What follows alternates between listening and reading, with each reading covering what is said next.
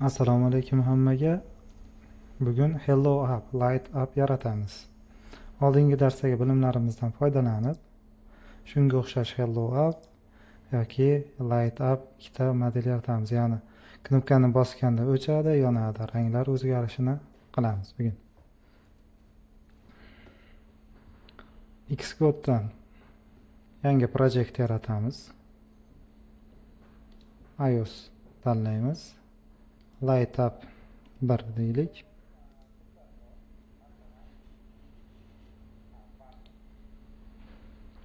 Create yaratildi. O'ng tomonda preview ko'rinadi bizga. Mana ko'rindi. Kelinglar, oldingi darsdagi shartlar, shunga o'xshash narsalardan shu real appdan foydalanishga harakat qilamiz. Birinchi o'rinda men state yarataman. State var deymizda nima deyishimiz mumkin? Light. Default false bo'ladi, ya'ni chirog'imiz bo'lishi kerak, bizda birinchi holatda o'choq bo'lishi kerak.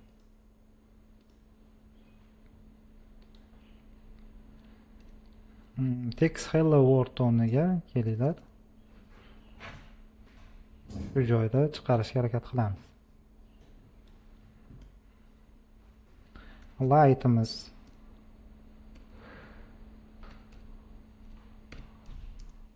light true bo'lsa agar on off deb yozib turaylik boshlanishiga. Demak, light'imiz false turibdi, off turibdi shuning uchun. Kelinglar, button yaratamiz. Buttonda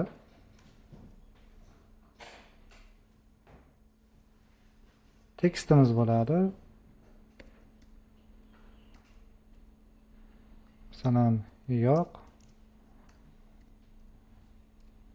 o'chir, ya'ni yoqish, o'chirish buttonimiz bo'ladi bizda.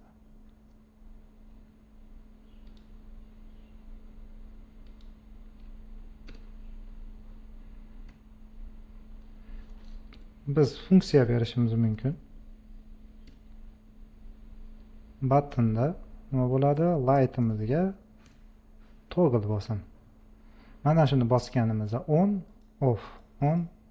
Demak, bizning shartimiz ishladi. Qanday ishlaganini kelinglar bir qator ko'rib chiqamiz. Light dastlabki holat false edi. Demak, false bo'lganligi uchun bu shartimizga kirmadi-da, off bo'ldi. Ustiga bosganimizda toggle buni true ga o'tkazgandirdi. Demak, bu on bo'ldi. Kelinglar, shuni o'rniga ikonlardan, emojilardan foydalanamiz. Emoji bo'limiga o'tib, light bulb deylik. Demak, chiroq kerak bizga. Chiroq yoki dot desak bo'ladi bu joyga. Dot va light'imiz. Buni bosganimizda o'chiryapti, yonyapti. Kelinglar, buttonimizga ozgina style beraylik. Frame beramiz. Background color. O'zini kolorini oq qilamiz. Radius beramiz.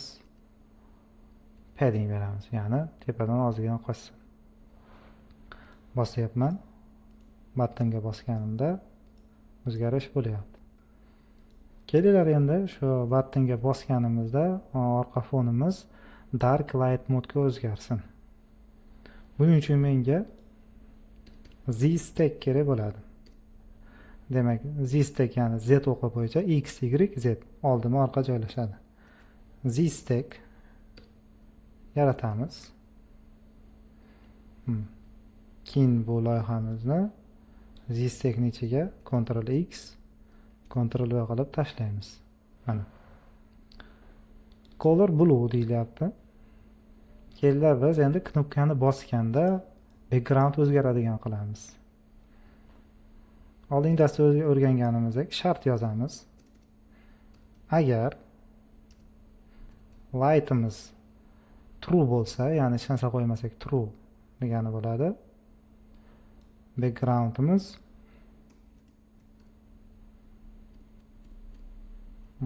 colorimiz red bo'lsin deylik.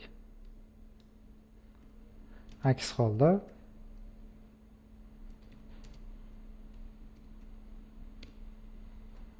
color blue deylik. Blue demaylik. White deylik. Ya'ni bizga ko'rinsin. Red light. Red light. Yana bizda endi e'tibor beradigan bo'lsak, telefon yuqori qismi, pastki qismi, ya'ni safe area deyiladi. Bu safe area yo'qolib ketyapti. Nima qilishimiz kerak? Ignore safe area qilishimiz kerak. Bosib ko'ramiz. Demak, light appimiz bizga tayyor bo'ldi. Biz nima qildik bu darsda? Oldingi darslarimizda foydalanilgan if else shartlaridan foydalandik, variablelarni yaratdik, booleandan foydalandik va emojilardan foydalanib knopkamizga, buttonimizga funksiya berdik. Hammasini bajardik. Vazifa nima bo'ladi? VStackdan foydalanasiz, rang va shriftlarni o'zgartirib ko'rasiz, state yaratib ko'rasiz, toggle'ni ishlatib ko'ring, emojilardan foydalaning, hammasini qilib ko'rasiz. Hammaga rahmat, sog' bo'ling.